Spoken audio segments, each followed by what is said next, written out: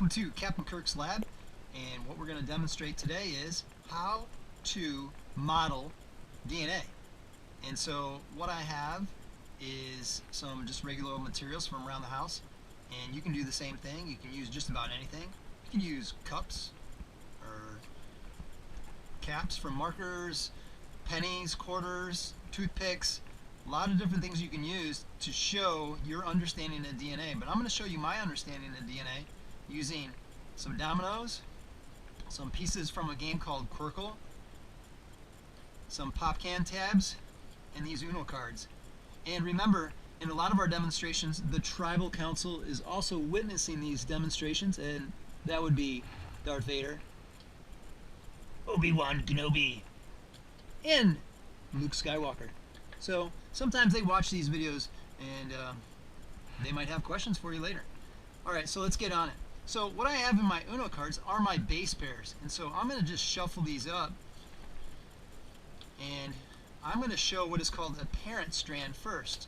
So my parent strand, and I'm going to make a 5 base pair DNA strand,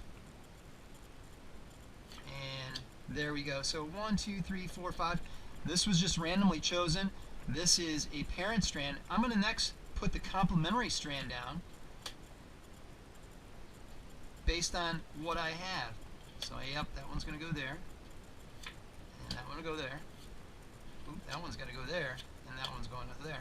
So what I know is I know what I'm using. I know that, for example, this green represents guanine, and guanine always partners up with cytosine. So the cytosine's got to be this one. Thymine is this one. So that means that this has to be adenine. So we have our parent strand, and then I knew what the complementary strand was when I built this. Next, well, we have a backbone, something that holds us together. So that's called the sugar phosphate backbone, and I'm going to use these dominoes to represent the sugars, and I'll use the squares from this other game pieces as my phosphate.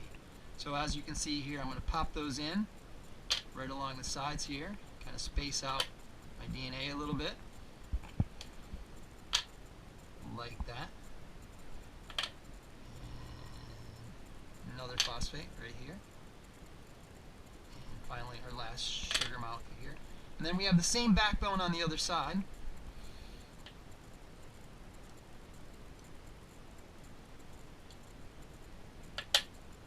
So we're putting our phosphates and our sugars in on this side too. And that would be supporting our base pairs.